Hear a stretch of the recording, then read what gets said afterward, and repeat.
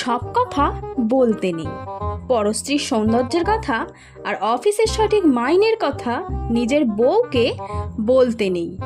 হিন্দুদের সামনে গোমাংসের কথা বলতে নেই। রেলের কর্তাদের সামনে টাইম টেবিলের কথা বলতে নেই। ছেলে মেয়েদের পড়াশোনার ব্যাপারে শিক্ষককে বলতে নেই। আর পুলিশকে সততার কথা বলতে নেই। যখনই যা ইচ্ছে হলো বলে ফেলতে নেই। ইচ্ছে আপনার করবে, জিভটা উসখুস করবে, গলার ভেতরটা কুটকুট করে উঠবে, তবু বলতে নেই। আপনি ভাববেন পরিকল্পনার পাঠশালায় সব শালাই ভাওতা মারছে। ভাবতে নিশ্চয় পারেন, কিন্তু বলতে নেই। আপনি ভাববেন হাসপাতাল, থানা, সরকারি দপ্তরগুলো ক্রমশ ফোড়ে আর দালালদের মৃগয়া ক্ষেত্র হয়ে উঠছে।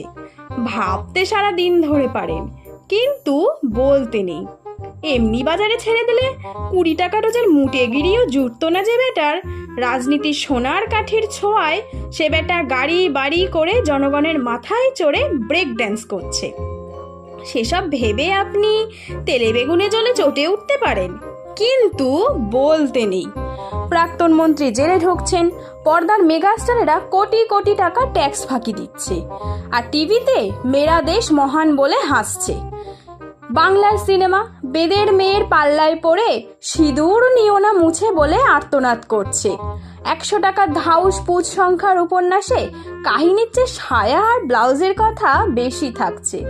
বুদ্ধিমান পরিচালক হাড়হাবাদের জীবন নিয়ে সিনেমা তৈরি করে ফরেনে পুরস্কার হাতাচ্ছেন, আর 5 তারা হোটেলে বসে ফুর্তি মারছেন। খবরের কাগজে খুন, ডাকাতি আর ধর্ষণের সিরিয়াল ছাপছে। টিভিতে মুড়ো ঝাঁটার বিজ্ঞাপনে উলঙ্গ মেয়ে দেখিয়ে দিচ্ছে। সব কিছুতে আপনি বিরক্ত হতে পারেন, কিন্তু বলতে নেই। কারখানার পর কারখানা বন্ধ হয়ে যাচ্ছে। শ্রমিকেরা বাটি হাতে ভিক্ষে করছে, গলায় দড়ি দিচ্ছে, আর ইউনিয়নের দাদারা রান্নাঘরে টাইলস বসাচ্ছেন। সাংসদ বিধায়করা প্রীতি ক্রিকেট ম্যাচ খেলছে। দেখে শুনে আপনার বাপের নাম খগেন হয়ে যেতে পারে, কিন্তু বলতে নেই। বলেছেন কি ফেসেছেন। লাল বলবে এ বেটা নীলের দালাল, প্রতিক্রিয়াশীল, আর নীল বলবে ও বেটা লালের দালাল, দেশদ্রোহী। মাঝখান থেকে আপনি নাকাল, আপনার ধোপা নাপিত বন্ধ হয়ে যেতে পারে। বলেছেন কি ফেসেছেন, প্যাচে পড়ুন, তখন বুঝবেন। বাড়িতে চোর ঢুকে সব সাফ করে দিই।